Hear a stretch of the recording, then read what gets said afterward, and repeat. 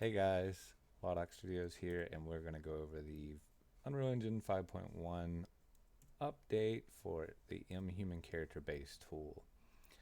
As you can see, there's some noticeable differences here. We are completely based around Unreal Engine 5.1.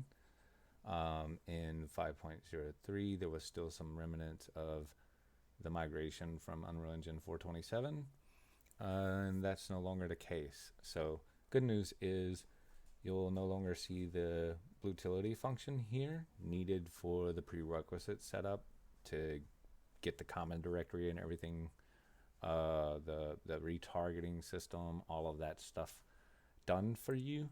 UE5 1 comes with some really cool control rig and live retargeting features, and we are taking full advantage of that. So you'll see a little help documentation link here. If you go to the details panel, you'll see two buttons that you can reach out if you need some help. And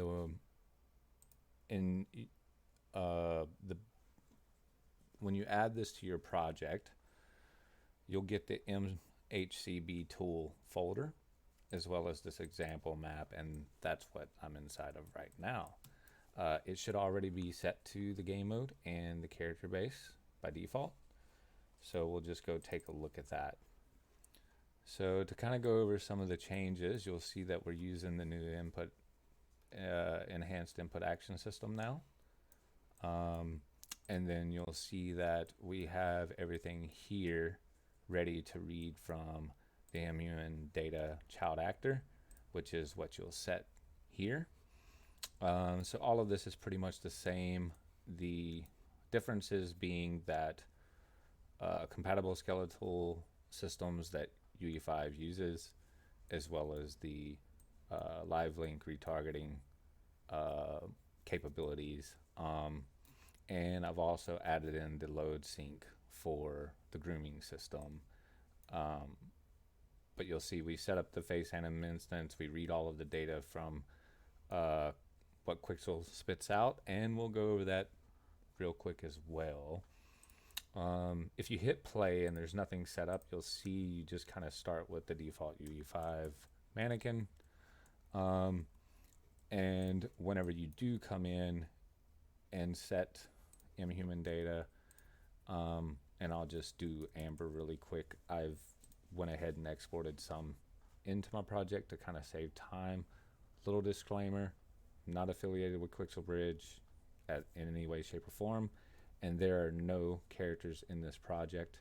This is a base workflow efficiency tool that allows you to just get right to it really quickly. Probably the fastest you'll ever throw a metahuman character together. Anyway, we'll set that child actor, we'll hit play, and you'll see she's ready to go. And with all of the new nifty little features, you'll see we get built-in foot IK.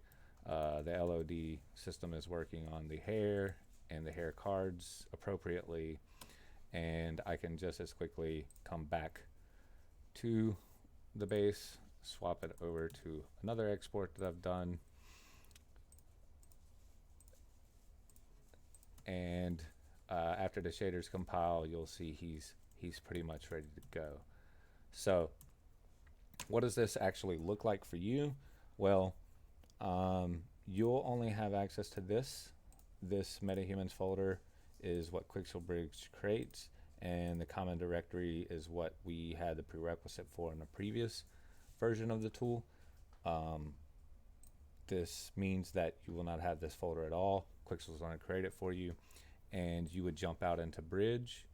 So I have these two in the project right now. You would just highlight who you would like to add. The longest you're going to wait is for the download. I've went ahead and pre-downloaded. These are local. So I now have this PIA folder. Here's the data that it exports. You'll see that underneath the default class, it's just an actor with a bunch of data in it. So the character base is set up to accept that. We come back into the character base. We come to the human data and we set the BP to PIA. And now when we hit play, she'll be ready to go. That's how quick and simple this is to get started and, you know, be ready to interchange metahumans on the fly, however you want to have that set up. Again, thank you everyone for all of the support, and have a great night.